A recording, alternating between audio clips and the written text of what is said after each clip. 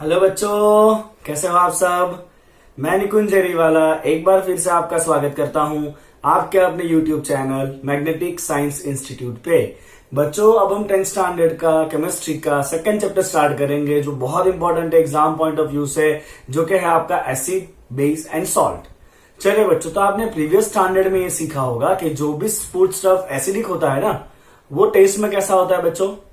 Obviously कैसा होता है, टेस्ट में वो सॉर होता है। ओके, और जो फूड स्टफ बेसिक होता है वो फूड स्टफ कैसा होता है बच्चों, टेस्ट में एग्जैक्टली बिटर होता है। ओके, तो एसिडिक फूड स्टफ कैसे होते हैं, सॉर होते हैं, और बेसिक फूड स्टफ कैसे होते हैं बच्चों, बीटर होते हैं। राइट, अब मान लीजिए कि हम सपोज अनलिमिटेड पिज्जा खाने गए। राइट, हम जब अनलिमिटेड पिज्जा खाने जाते हैं ना, तो पिज्जा तो अनलिमिटेड होता है, बट हम ये भूल जाते हैं कि हमारी खाने की कैपेसिटी कैसी है, लिमिटेड है।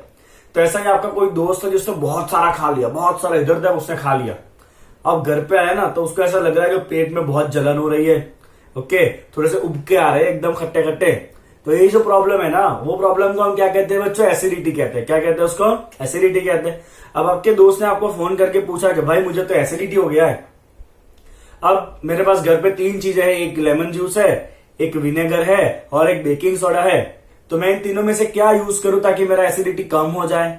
ओके, तो आप उसको आंसर देने से पहले सोचोगे कि हाँ, हमने 8th स्टैंडर्ड में पढ़ा था कि अगर एसिड है तो एसिड को न्यूट्रल करने के लिए कुछ बेसिक सब्सटेंस चाहिए, और जो बेसिक सब्सटेंस है वो टेस्ट में कैसा होना चाहिए, थोड़ा बीटर होना चाहिए। अब लेमन जूस एंड विनेगर, ये दोनों तो टेस्ट में कैसा होता है, खट्टा होता है, मतलब ये दोनों तो एसिडिक है। अगर और एसिड डाल दिया अंदर तो प्रॉब्लम और बढ़ जाएगी। तो आप उसको एडवाइस करोगे कि भाई तू ना एक काम कर, बेकिंग सोडा ले थोड़ा, और बेकिंग सोडा खा जा, क्योंकि बेकिंग सोडा जो है वो कैसा होता है बच्चों, बेसिक होता है। तो जो एसिड बढ़ा है बॉडी में उसको क्या करेगा, एसिड को न्यूट्रल करेगा। ओके, चलिए फिर आपको अगर 2-3 चीजें दिए हुए अलग अलग, और आपको चेक करना है एसिड कौन है, बेस कौन है, तो आप हर बार थोड़ी चख सकते हो, है ना। अगर मान लो कि आपको सल्फ्यूरिक एसिड दे दिया और आप पी गए सल्फ्यूरिक एसिड को, तो क्या होगा, ऐसा नहीं कर सकते ना हम। तो उस केस में हम क्या करते हैं बच्चों, हम लिटमस पेपर यूज करते हैं। याद आया ना आपको लिटमस पेपर, यस। तो लिटमस पेपर अगर हमने यूज किया तो जो एसिड होता है ना, वो एसिड जो है वो ब्लू लिटमस पेपर को कन्वर्ट करता है किसमें बच्चों, रेड में। आप समझ लो ना, एसिड मतलब डेंजर, डेंजर मतलब वो कैसा हो जाएगा, लिटमस पेपर लाल हो जाएगा, राइट, रेड। ओके, और अगर बेसिक सब्सटेंस है तो बेसिक क्या करता है बच्चों, रेड लिटमस पेपर को क्या करेगा, वो ब्लू करेगा। क्या करेगा, रेड को ब्लू करेगा, राइट। तो ये जो लिटमस पेपर है ना, उससे हम कहते हैं बच्चों इंडिकेटर। क्या कहते हैं उसको, हम इंडिकेटर कहते हैं। तो ऐसे और भी बहुत सारे इंडिकेटर है जिससे हम एसिड और बेस को डिटेक्ट कर सकते हैं। चलिए बच्चों, तो स्टार्ट करते हैं थियरी से। चलिए बच्चों, तो यहां तक हम डिस्कशन कर चुके हैं सारा, राइट। आप देख लीजिए एक बार कितना डिस्कशन हमारा हो चुका है ऑलरेडी। ठीक है, चलिए बच्चों, हम इंडिकेटर की बात कर रहे थे। पहला इंडिकेटर जो है वो आपका लिटमस है। ओके, और जो लिटमस होता है बच्चों वो एक नेचुरल इंडिकेटर है। कैसा है ये लिटमस, लिटमस जो है बच्चों वो एक नेचुरल इंडिकेटर है, राइट। और लिटमस आपको मिलेगा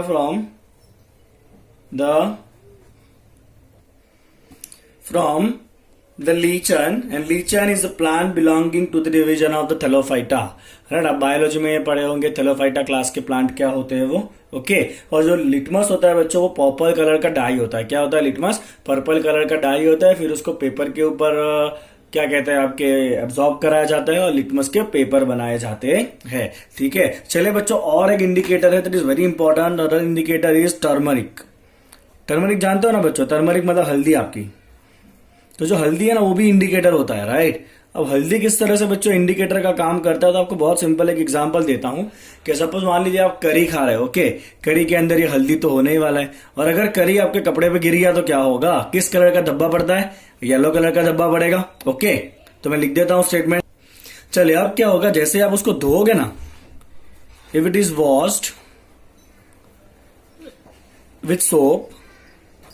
अब सोप कैसा होता है बच्चों, सोप जो बेसिक होता है। सोप कैसा होता है बच्चों, बेसिक होता है, राइट। तो वो जो धब्बा होगा ना वो थोड़ा डार्क हो जाएगा। तो वो जो स्टेन है आपका थोड़ा सा कैसा हो जाएगा, डार्क हो जाएगा, that will become reddish brown. तो डरना नहीं है बच्चों आपको, धब्बा डार्क हो गया तो डरना नहीं आपका, क्योंकि येलो धब्बा था, धोया तो और डार्क हो गया, ये क्या, कोई बात नहीं। आप जैसे उसके ऊपर बहुत सारा पानी डालोगे ना, and then it is rinsed with, if it is rinsed with lots of water,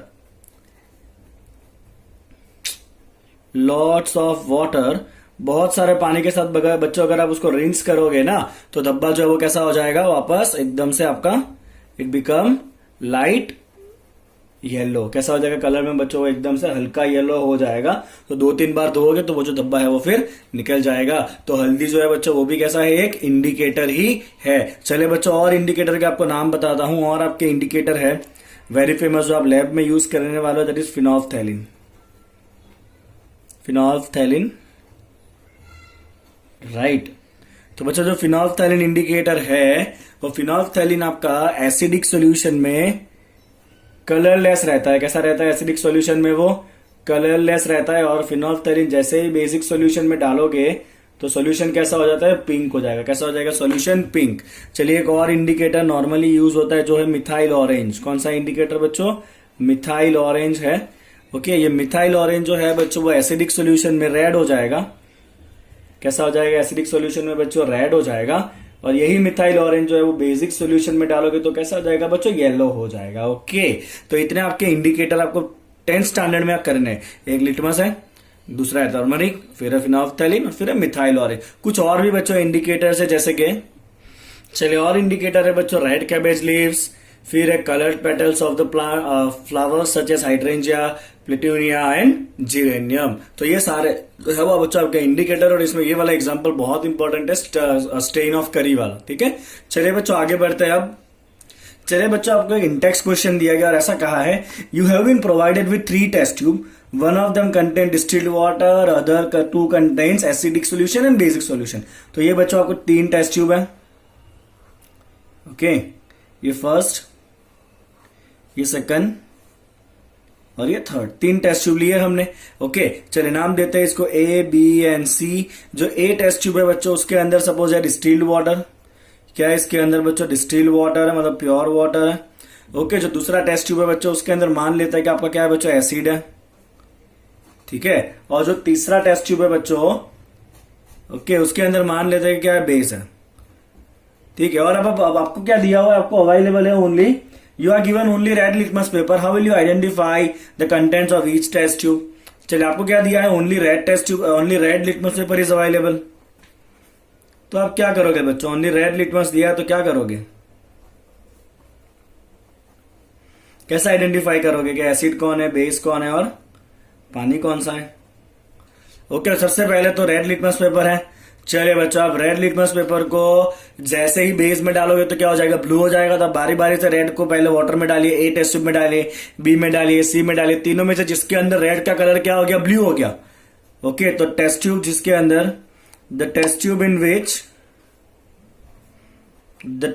in which that red litmus paper turns to blue, वो कंपलसरी क्या होगा बच्चों, बेस होगा।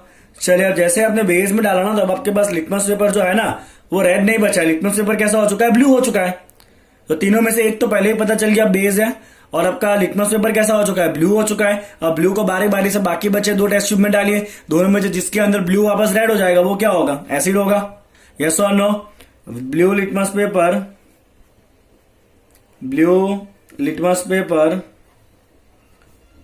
जिस टेस्ट ट्यूब में क्या हो जाएगा, रेड हो जाएगा, वो टेस्ट ट्यूब क्या होगा बच्चों, आपका एसिड होगा। और जो तीसरा टेस्ट ट्यूब है वो क्या होगा, आपका third test tube compulsory water ही होना है। जो बाकी बचा तीसरा टेस्ट ट्यूब है वो क्या होना है बच्चों, आपका डिस्टिल्ड वाटर होना है। क्लियर आपको। तो आपके पास वाले एक ही टाइप का लिटमस पेपर दिया है, बट वो जैसे ही आप रेड को बेस में डालोगे तो वो ब्लू हो जाएगा। तो वो ब्लू लिटमस आप एसिड के लिए यूज कर लो, ठीक है ना। चलिए बच्चों अभी तक जितने इंडिकेटर दिए उन सब में क्या चेंज हुआ था, कलर चेंज हुआ था। यस और नो, जो इंडिकेटर था उसे कलर चेंज दिखाया था। अब ऑल्फैक्टरी इंडिकेटर क्या है, ऑल्फैक्टरी मतलब ऐसे इंडिकेटर जो एसिड या बेस के कांटेक्ट में आने पे उसका ऑर्डर चेंज होगा। क्या चेंज होगा बच्चों, उनका ऑर्डर चेंज होगा, right. So these are the substances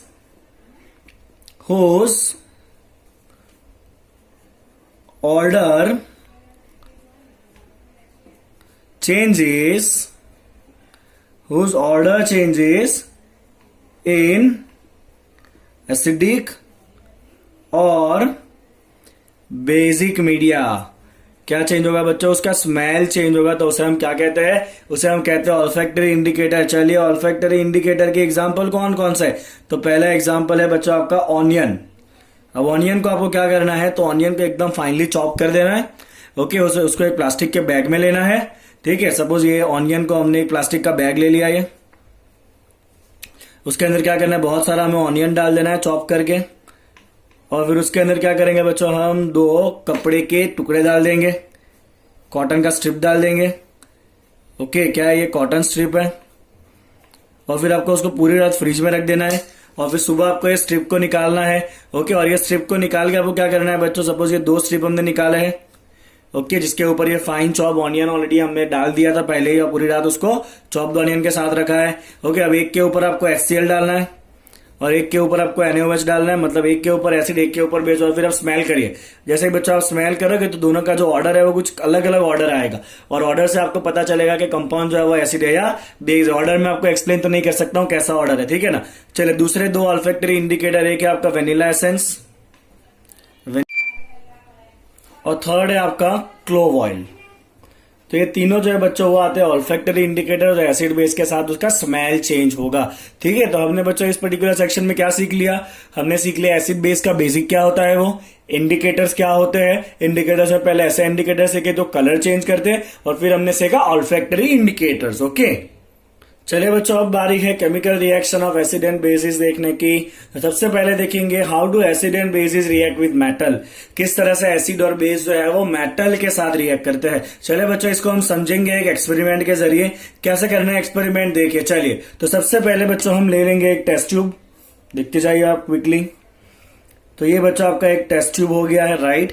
okay, test tube को क्या करना है बच्चों, ऊपर से आपको प्लास्टिक कॉर्क से बंद करना है।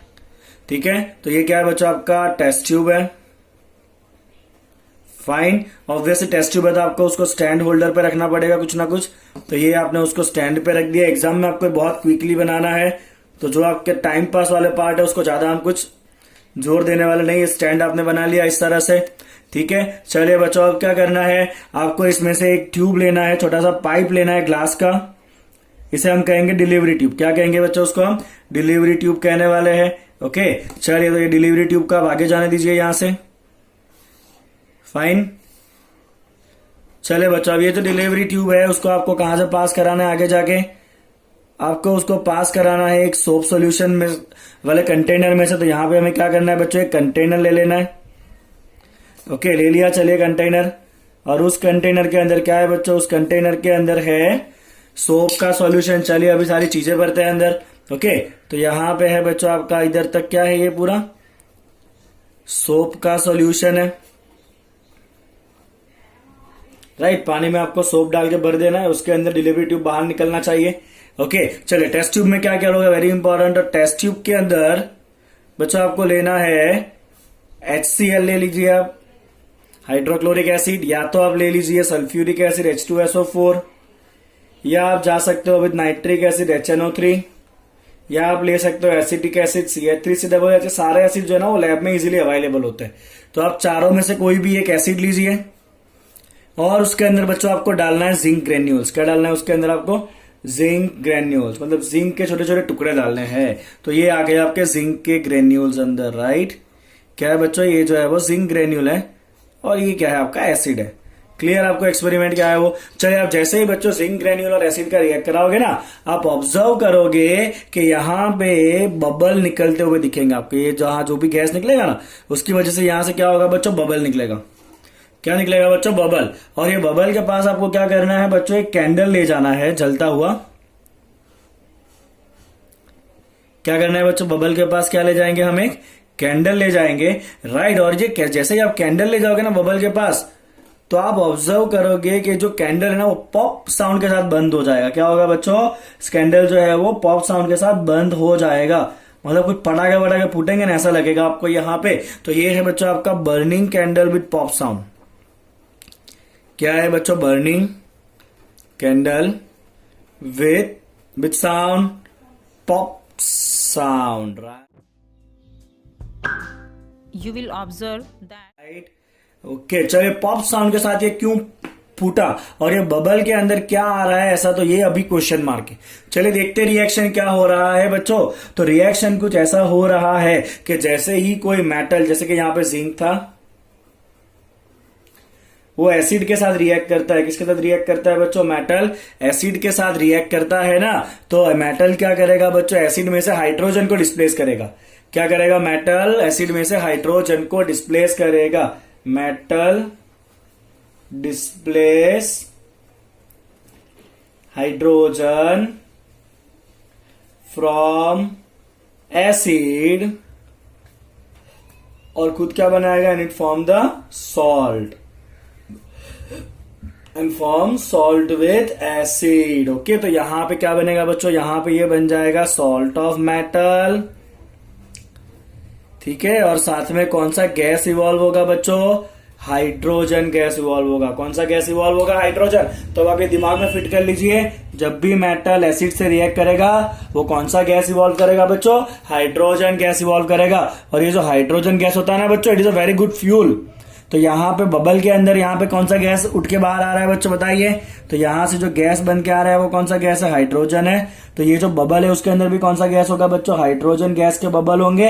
और हाइड्रोजन गैस जो है ना वो बहुत ही अच्छा एक फ्यूल है, इसीलिए जैसे ही वो आग के कांटेक्ट में आएगा it will start burning with a pop sound. क्या होगा? वो पॉप साउंड के साथ जलने लगेगा।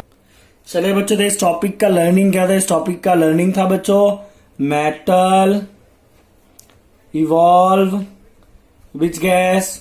Hydrogen gas. किसके साथ? With acid. चलो बच्चों, इस रिएक्शन का केमिकल रिएक्शन लिखते हैं इसका। तो हमने क्या क्या लिया था बच्चों? जिंक लिया था। किस फॉर्म में था? जिंक ग्रेन्यूल, मतलब सॉलिड फॉर्म में था। उसको हमने सपोज मान लीजिए पास कराया हाइड्रोक्लोरिक में से, HCl में से, सॉल्यूशन के फॉर्म में था, मतलब एक्वियस फॉर्म में था वो। चलिए, जिंक क्या करेगा? हाइड्रोजन को हटा देगा बाहर और खुद जुड़ जाएगा किसके साथ? क्लोरीन के साथ। तो जिंक क्लोरीन से जुड़ेगा तो कौन सा सॉल्ट बनेगा? ZaCl2। वो भी पानी में रहेगा तो सॉल्ट कैसा होगा? एक्वियस। और कौन सा गैस बच्चों इवॉल्व हुआ है? हाइड्रोजन इवॉल्व हुआ है in the form of gas. Yes और नो? क्लियर हो रहा है बच्चों आपको ये? तो जिंक HCl से रिएक्ट किया, ZnCl2 बना और हाइड्रोजन गैस इवॉल्व हुआ। चलिए बैलेंस करिए। 2 क्लोरीन, यहाँ पे 1 ही क्लोरीन है, क्या करना पड़ेगा? यहाँ पे 2 करेंगे। बाकी सारा बैलेंस आप चेक कर लीजिए बैलेंसिंग इस रिएक्शन का। समझ में आया बच्चों आपको? चलिए उसी तरह मान लीजिए कि जिंक अगर रिएक्ट करता है H2SO4 के साथ, सल्फ्यूरिक एसिड के साथ, राइट? ये सॉलिड फॉर्म में है, ये एक्वियस फॉर्म में है। चलिए, हाइड्रोजन को तो बाहर ही निकलना था। जिंक किसके साथ जुड़ता है? सल्फेट के साथ। क्या बनता है वो? जिंक सल्फेट बनता है। किस फॉर्म में? एक्वियस फॉर्म में। और क्या बनता है बच्चों? हाइड्रोजन गैस बनता है। किस फॉर्म में? गैसियस फॉर्म में। यस और नो? क्लियर आपको इतना? तो पहला टॉपिक हमारा खत्म होता है। मेटल जो है वो हाइड्रोजन गैस इवॉल्व करेगा एसिड के साथ। अगर ये मेटल को बेस में डाला तो क्या होगा? Let's see that.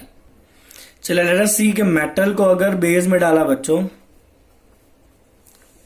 तो यहां भी मेटल का क्या बन जाएगा बच्चों? सॉल्ट बन जाएगा। और कौन सा गैस इवॉल्व होगा? हाइड्रोजन गैस इवॉल्व होगा। बट सारे मेटल ये रिएक्शन करते नहीं है। Not all metal do this reaction. Okay, ये रिएक्शन सारे मेटल नहीं करते थे। एक एग्जांपल देता हूं बच्चों, वेरी इंपॉर्टेंट एग्जांपल है ये, कि अगर मान लीजिए कि हमने जिंक लिया। ओके, किस फॉर्म में था जिंक? आपका सॉलिड फॉर्म में था, ग्रेन्यूल। उसको आप बेस में डाला बच्चों, बेस ले लेते हैं NaOH। किस फॉर्म में होगा? एक्वियस होगा। ओके, तो यहां पे क्या होना है बच्चों? ध्यान से देखिएगा, यहां पे सॉल्ट बनेगा आपका sodium zincate, Na2ZnO2। Solid form में बन जाएगा बच्चों। ये क्या हो जाएगा आपका? ये क्या बन गया? ये सोडियम जिंकेट। सोडियम जिंकेट बना सॉल्ट। और कौन सा गैस इवॉल्व होगा बच्चों? हाइड्रोजन गैस इवॉल्व होगा। कौन सा गैस इवॉल्व होगा? हाइड्रोजन। तो जिंक को आप जब बेस में डालोगे, NaOH क्या है? बेस है। जिंक क्या है बच्चों? मेटल है। तो सॉल्ट बन जाएगा। यहाँ पे कौन सा सॉल्ट बन रहा है बच्चों? सोडियम जिंकेट बन रहा है। और कौन सा गैस इवॉल्व हो रहा है? हाइड्रोजन गैस इवॉल्व हो रहा है। इसको कैसे टेस्ट करोगे बच्चों? आप वापस पॉप टेस्ट करोगे इसका। ओके, क्लियर हो रहा है बच्चों आपको इतना? समझ में आया आपको इतना? Okay fine. चलिए बच्चों, अब एक और पॉइंट देखते हैं। How do metal carbonates and metal hydrogen carbonate react with acid. चलिए, तो metal carbonates and hydrogen carbonate किस तरह एसिड से रिएक्ट करेगा? Let's see that. चलिए, मेटल कार्बोनेट ले लेते हैं बच्चों, सोडियम का कार्बोनेट Na2CO3। और मेटल का हाइड्रोजन कार्बोनेट ले लेते हैं, सोडियम हाइड्रोजन कार्बोनेट NaHCO3। उसको हम बच्चों रिएक्शन कराना चाहते हैं किसके साथ? HCl के साथ रिएक्शन कराना चाहते हैं। चलिए किस तरह कराएंगे? ध्यान से देखिएगा रिएक्शन को। तो सबसे पहले बच्चों हम ले लेंगे एक टेस्ट ट्यूब वापस। चलिए आ गया ये आपका टेस्ट ट्यूब क्विकली। चलिए ये आ गया आपका टेस्ट ट्यूब। ओके, ऊपर से कैसा लेना है इसका, एक रबर का कॉर्क लेना है इसका भी हमें। ठीक है, चलिए बच्चों इसके अंदर हमें भर देना है सोडियम कार्बोनेट या सोडियम बाइकार्बोनेट। क्या भरेंगे, या तो सोडियम कार्बोनेट भरेंगे हम, या तो हम भरेंगे बच्चों सोडियम बाइकार्बोनेट। ठीक है, भर दिया हमने इतना। चलिए इसको क्या करना है, स्टैंड पे लगाना पड़ेगा। चलिए क्विकली आप ऐसे स्टैंड बना लीजिए। हो गया स्टैंड। चलिए बच्चों अब यहां पे आपको एक क्या करना है, थीसल रखना है, ताकि आप क्या कर सको, इसके अंदर एसिड डाल सको। ठीक है बच्चों, तो ये क्या है आपका थीसल है। क्या डालने के लिए, एसिड डालने के लिए। ओके, और यहां पे आपको लेना है डिलीवरी ट्यूब।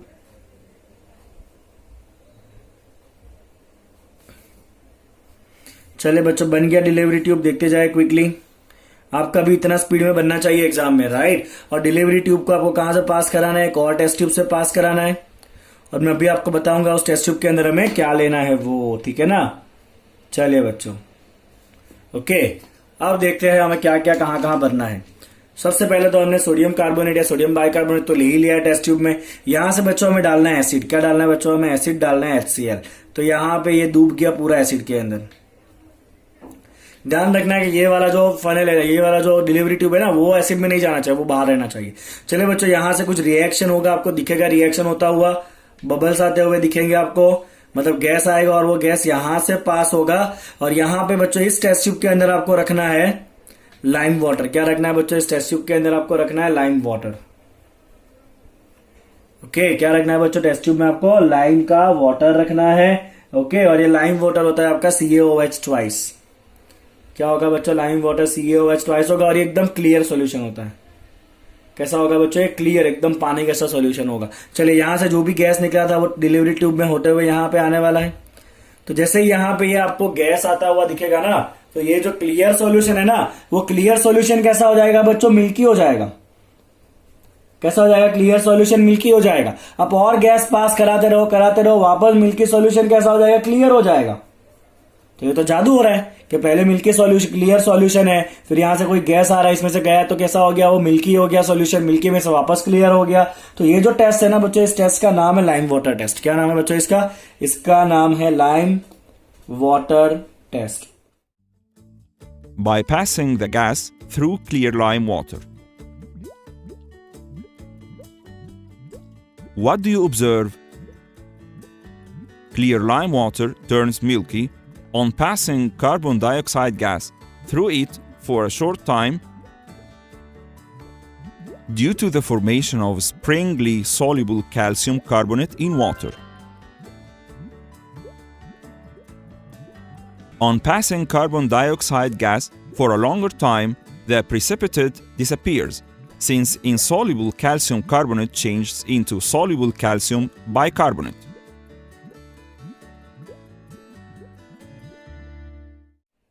चलिए अब मैं आपको बताता हूं कि ये पूरे रिएक्शन के अंदर हो क्या क्या रहा है। ओके, चलिए बच्चों स्टार्ट करते हैं यहां से। तो यहां पे हमने क्या लिया था बच्चों, यहां पे हमने लिया था सोडियम कार्बोनेट। चलिए Na2CO3 लिया था हमने, किस फॉर्म में था, वो सॉलिड फॉर्म में था। ऊपर से क्या ऐड कराया हमने, HCl ऐड कराया, किस फॉर्म में होगा, एक्वियस होगा। चलिए दोनों के बीच में बच्चों रिएक्शन हुआ है, और रिएक्शन होने से क्या क्या बना है देखिएगा ध्यान से। तो रिएक्शन होने से सोडियम और क्लोरीन ने मिलकर बनाया है सोडियम क्लोराइड NaCl। ओके, किस फॉर्म में होगा ये NaCl, एक्वियस, बिकॉज वो पानी में डिसॉल्व रहने वाला है। ओके, चलिए और क्या बना है बच्चों, ध्यान से देखिए। चलिए ये CO3 था, वो कहां गया, कार्बन कहां गया। तो ये जो कार्बन वाला दिख रहा है ना पार्ट, वो बनेगा CO2 गैस। क्या बनेगा बच्चों, वो CO2 गैस बनेगा। और तीसरा प्रोडक्ट होगा बच्चों आपका H2O। क्या होगा तीसरा प्रोडक्ट, H2O। चलिए इसको आप बैलेंस कराइए। तो यहाँ पे Na2 है, यहाँ पे Na1 है, तो क्या करोगे आप 2 करोगे यहाँ पे। बाकी सब कुछ बच्चों बैलेंस ही आप चेक कर लीजिए, ठीक है। तो ये जो CO2 बनाया ना बच्चों, CO2, ये आपका देने वाला है लाइम वाटर टेस्ट। क्या देगा ये, लाइम वाटर टेस्ट देगा। कौन, CO2। ओके, चलिए बताता हूं किस तरह से ये CO2 लाइम वाटर टेस्ट देगा। It gives lime water test.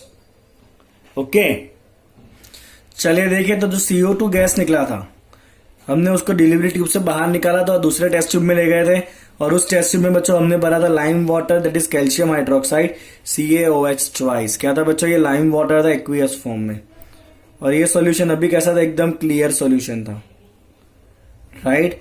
चले, जैसे ही कार्बन डाइऑक्साइड जाएगा लाइम वाटर में, ये कैल्शियम और कार्बन डाइऑक्साइड जुड़ के बना लेते हैं बच्चों CaCO3, और CaCO3 क्या होता है बच्चों? कैल्शियम कार्बोनेट, और वो डिसॉल्व होता नहीं है। अगर वो डिसॉल्व नहीं होगा तो वो सॉलिड फॉर्म में हो गया, मतलब वो प्रेसिपिटेट हो गया व्हाइट कलर का। अगर व्हाइट प्रेसिपिटेट हो गया मतलब सॉल्यूशन कैसा हो गया आपका? सॉल्यूशन हो गया बच्चों आपका मिल्की। कैसा हो गया? ये सॉल्यूशन जो है वो मिल्की हो गया। और दूसरा प्रोडक्ट क्या बनेगा? हाइड्रोजन ऑक्सीजन को जोड़ के H2O बनेगा लिक्विड फॉर्म में, ठीक है। चलिए, अब मैंने कहा था कि मिल्की सॉल्यूशन वापस क्लियर हो जाता है, वो कैसे होगा? तो मिल्की सॉल्यूशन क्यों बना? Because of CaCO3। तो अगर ये CaCO3 और H2O इतना जो पार्ट बना हुआ है आपका ऑलरेडी, देखिए ध्यान से आगे, CaCO3 सॉलिड फॉर्म में बना है, H2O लिक्विड फॉर्म में ऑलरेडी है। चलिए, जैसे इसके अंदर से और CO2 गैस जाएगा तो क्या होगा?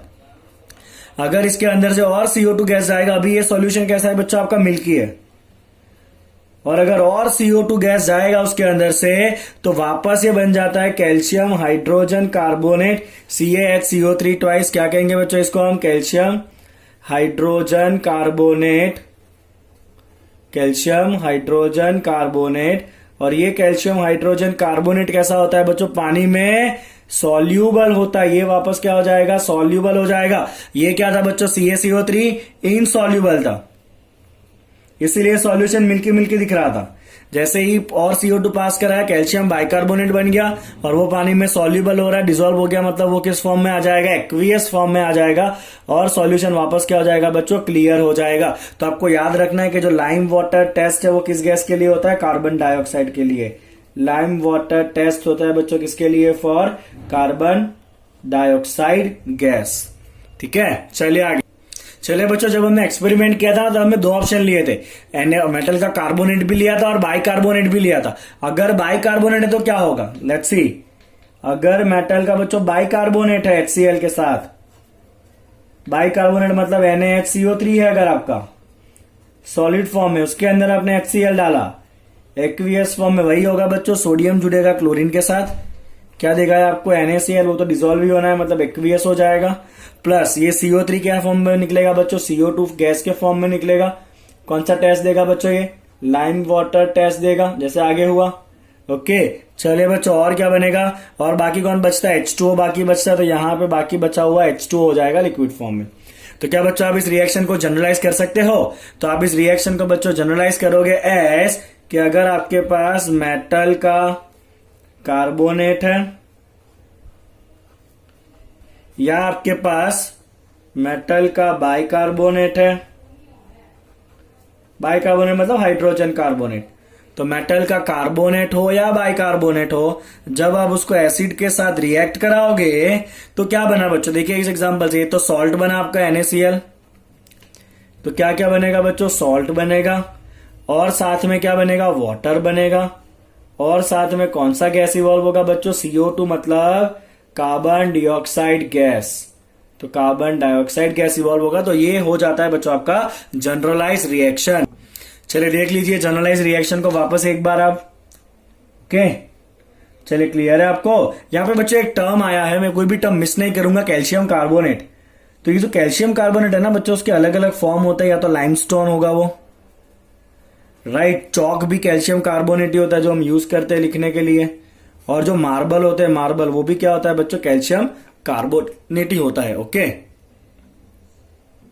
चलिए बच्चों, नेक्स्ट हमें समझना है how do acid base react with each other.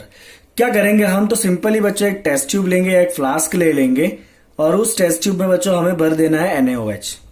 NaOH क्या होता है बच्चों? सोडियम हाइड्रोक्साइड, जो बेसिक होता है नेचर में। ओके, और आप इसके अंदर डाल दीजिए बच्चों फिनोल्फ्थैलीन। क्या डालेंगे इसके अंदर? हम डालेंगे फिनोल्फ्थैलीन। फिनोल्फ्थैलीन जो है वो इंडिकेटर है, देखा अभी आपने आगे। तो फिनोल्फ्थैलीन जो है वो बेस के साथ कौन सा कलर देता है बच्चों? पिंक कलर देता है। It will become pink with base.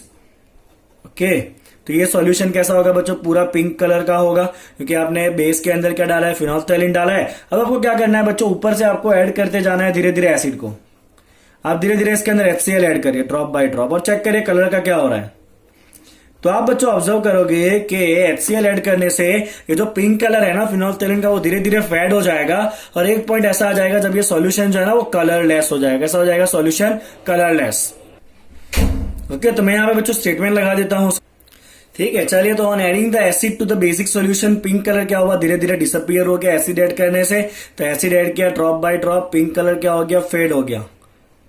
Pink colour fade हो गया, धीरे धीरे डिसअपियर हो गया। ठीक है ना। चलिए, और अगर आप एक बार पूरा फेड हो गए, देखिए ये सॉल्यूशन वापस कलरलेस हो गया, उसके बाद अगर आप वापस एनएच डालोगे तो वापस सॉल्यूशन पिंक हो जाएगा। ओके, तो यहां पे क्या हो रहा है बच्चों? जब बेस था आपका, उस बेस के अंदर जैसे ही आपने ये एसिड डाला तो एसिड बेस ने क्या किया? एक दूसरे के इफेक्ट को कैंसिल किया, इसीलिए पिंक कलर धीरे धीरे वैनिश हो गया।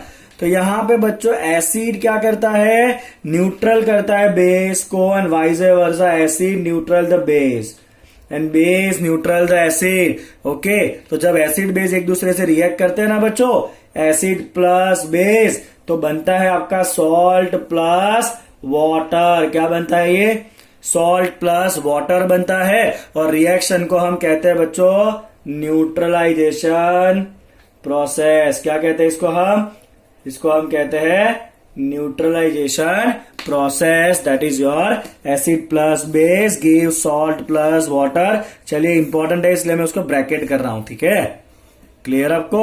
एसिड प्लस बेस आपको क्या देगा बच्चों? सॉल्ट एंड वाटर देगा। प्रोसेस का नाम क्या है? न्यूट्रलाइजेशन। चलिए, इसका रिएक्शन लिखते हैं फटाफट। NaOH था एक्वियस फॉर्म में, HCl डाला एक्वियस फॉर्म में, सोडियम जुड़ लेगा क्लोरीन के साथ, NaCl बनेगा एक्वियस, डिसॉल्व होता है वो तो मतलब सॉल्ट बना, और बचा OH NH जुड़ के क्या बना लेगा? H2O बना लेगा लिक्विड फॉर्म में। और ये इक्वेशन ऑलरेडी बैलेंस है, तो इसे हम कहते हैं बच्चों न्यूट्रलाइजेशन प्रोसेस। क्लियर? तो कोई भी एसिड किसी बेस के साथ रिएक्ट करेगा, जैसे कि मान लीजिए मैग्नीशियम हाइड्रोक्साइड लिया, डाल दीजिए उसको H2SO4 में। यहां भी क्या होगा? मैग्नीशियम जुड़ेगा सल्फेट के साथ, MgSO4 सॉल्ट बनेगा, OH जुड़ेगा H2 के साथ, क्या बन जाएगा? 2 टाइम्स H2O बनेगा। तो यहां भी क्या हो रहा है बच्चों? न्यूट्रलाइजेशन प्रोसेस हो रहा है। क्लियर? आपको जो मैंने एग्जांपल समझाया वो हम सारी एक्टिविटी भी साथ में कर रहे हैं ताकि आपका पूरा कंसेप्ट क्लियर है, बिकॉज एग्जाम में एक्टिविटी से क्वेश्चन पूछे जाते हैं। ठीक है ना। चलिए आगे। चलिए अगला रिएक्शन है आपका मेटल ऑक्साइड विथ एसिड। चलिए, तो मेटल का कोई ऑक्साइड लेते हैं। चलिए, मान लीजिए मेटल का ऑक्साइड ले लिया बच्चों हमने, कॉपर ऑक्साइड CuO। क्या लिया बच्चों हमने? कॉपर ऑक्साइड ले लिया बीकर के अंदर, और फिर उसके अंदर हमें डालना है धीरे धीरे हम एसिड डालेंगे, जैसे कि एक्वियस HCl डाला। कॉपर ऑक्साइड सॉलिड पाउडर है, उसके अंदर हमने HCl डाला।